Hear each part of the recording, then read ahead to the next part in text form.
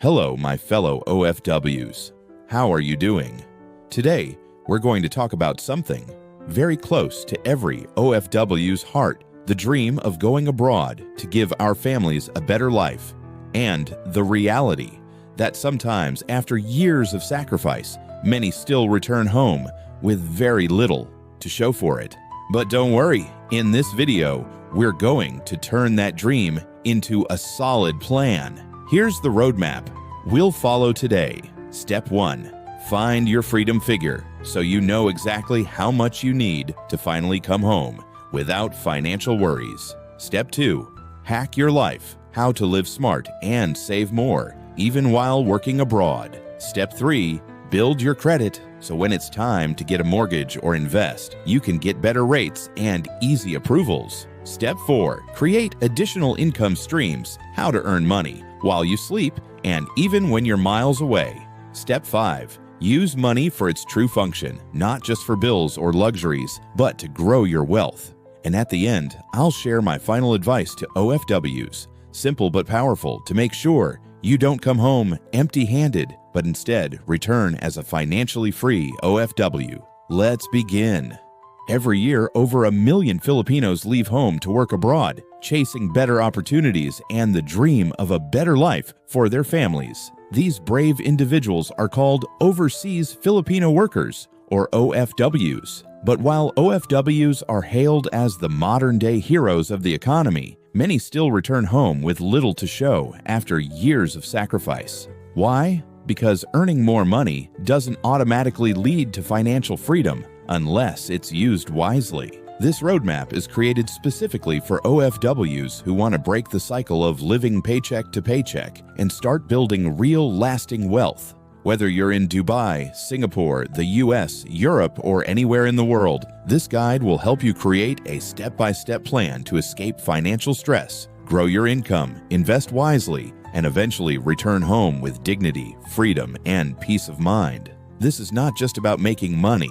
It's about using money to buy back your time, your choices, and your future. Welcome to the journey from OFW to financial freedom. Find your freedom figure. As an OFW, you're used to sending money back home. You provide for your family, cover school fees, medical bills, groceries, all out of love. But here's the question we rarely ask. How much do you actually need to stop working abroad one day and still live comfortably? That's your freedom figure, the amount you need invested so the returns alone can support your lifestyle without ever running out.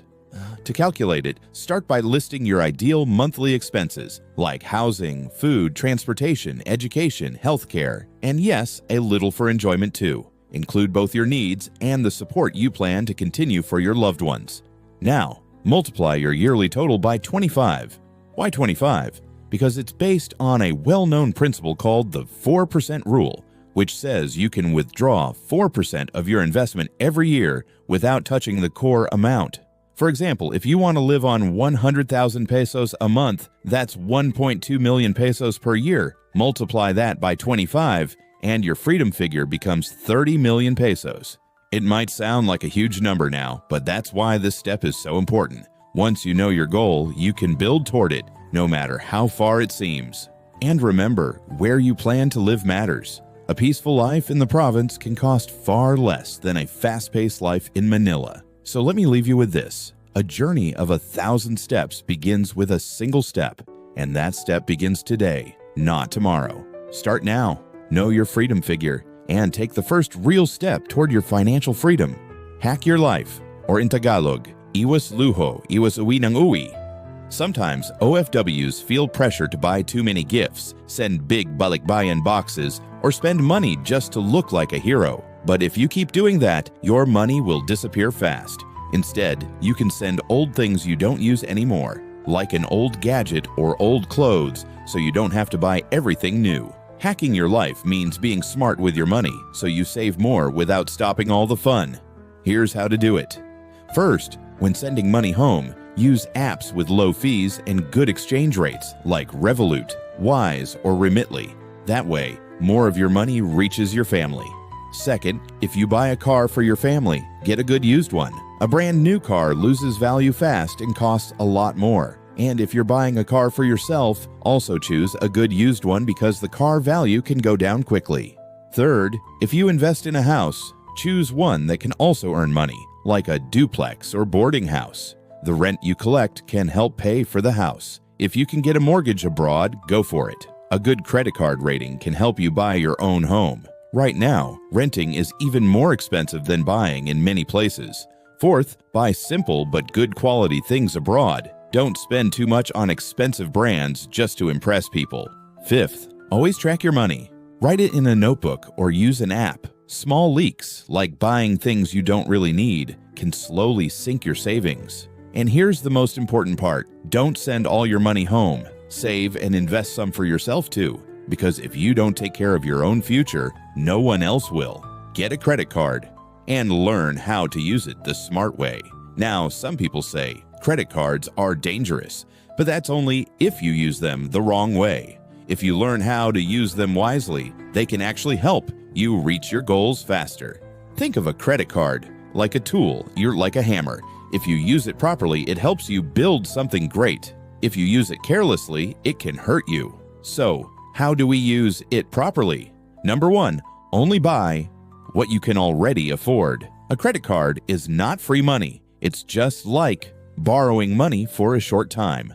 Number 2, at the end of the month, always pay the full amount back, not just the minimum, not just a part, but everything. When you do this, you won't pay any extra fees or interest. It's like saying, thanks for letting me borrow. Here's all your money back. Number 3, don't use too much of your credit.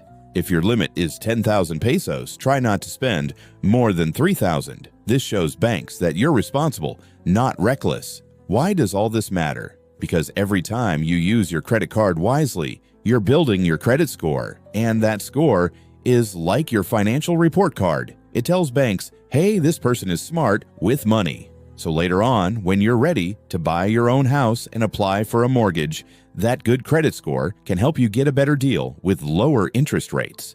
That means you'll pay less money in the long run, just because you were responsible earlier on. So remember, use your credit card like a pro. Pay everything off at the end of the month and treat it like a stepping stone, not a trap. Be smart, be disciplined, and let your credit score open doors for your future. Create additional income streams, or simply find more ways to earn money. Now, imagine this. You're sitting on a stool with only one leg. What happens if that one leg breaks? You fall, right? That's what it's like when you only have one job, especially if you're an OFW. If that job suddenly ends, it feels like starting from zero again, and that's really scary. But what if your stool had 3 or 4 legs? Even if one leg breaks, you're still standing strong. That's what happens when you have more than one way to earn money. We call these income streams. They are like extra money roads that help you and your family stay safe and strong no matter what happens. Here are some ideas for OFWs like you. Start an online business, like selling products on the internet, sharing helpful videos, or joining affiliate programs where you earn a little when people buy through your link. Invest in a small house or room for rent back in the Philippines. That way, even if you're abroad, your money is working at home. Try freelancing online. If you have free time after work, offer services like writing, designing, or teaching. Help your family run a small business, like a sari store, a water station, or even a car wash. Just make sure someone responsible is managing it. Here's something simple. Ever seen a chicken farm? It doesn't need too much money to start, and your family can sell eggs regularly. Or what about a small fruit-picking farm with organic fruits? It takes time and care, but not much cash. Some people say it's too hard, but honestly, that's just lazy talk. Hard work might be tiring, but determined people turn hard things into easy wins over time. So don't depend on just one job. Build more legs under your stool. Let your money work both overseas and at home. That way, one day you won't need to keep working abroad. Your money will be working for you. Use money for what it's really meant for. A lot of people think money is just for paying bills, buying stuff, or giving treats to the family. Especially for OFWs, it's like this. You earn, you send, they spend, and then you do it all over again. But if that's all you do, you'll keep working forever. No savings, no investments, just survive. Now, let me tell you a little secret. Money has a special power. Money isn't just for spending. Money can actually make more money if you use it the right way. Imagine planting a mango seed. You water it, you take care of it. One day, it grows into a big tree that gives you fruit every year without planting again. That's what smart people do with their money. They plant it by investing in things that grow. So how do you do that? You can invest in stocks, like little pieces of big companies. You can start small through apps like COL Financial or BPI Trade. You can try a bit of crypto like Bitcoin, but just a little because it goes up and down like a roller coaster. You can buy land or a house and rent it out. That means people pay you every month while your property grows in value. You can even open a small business or franchise, as long as someone you trust runs it well. And when you start earning more, don't rush to buy the newest phone or a fancy car. Reinvest your money first. Let your mango tree grow big before you start picking fruit every day. Here's the golden rule. Don't just work for money. Make your money work for you. That's how you stop being a worker and start being truly free. Here's my final advice. You didn't leave the Philippines to work abroad forever. You left so you can build a better life and a better future. Maybe your goal is to have 30 million pesos one day, enough so you can stop working and still live comfortably. Sounds big, right? But if you follow all the steps and tips we've talked about, it's not impossible. It can be done little by little. First, always know your goal. That's your freedom figure. It's like knowing how many stairs you need to climb to reach the top. Second, don't just send all your money home. Save some and invest it so it can grow while you sleep. Third, find other ways to earn money, not just from your job. The more ways you earn, the safer you are. And last, pay yourself first. Before you help everyone else, make sure you save for your own future too. Remember, you are working for a dream. And that dream starts with the choices you make today. If you learned something valuable today, don't keep it to yourself. Share this video so more OFWs can start building their future too. And if you want more simple, practical tips to help you reach financial freedom, hit that subscribe button now and join our growing community. Remember, the journey is easier when we walk together. See you in the next video.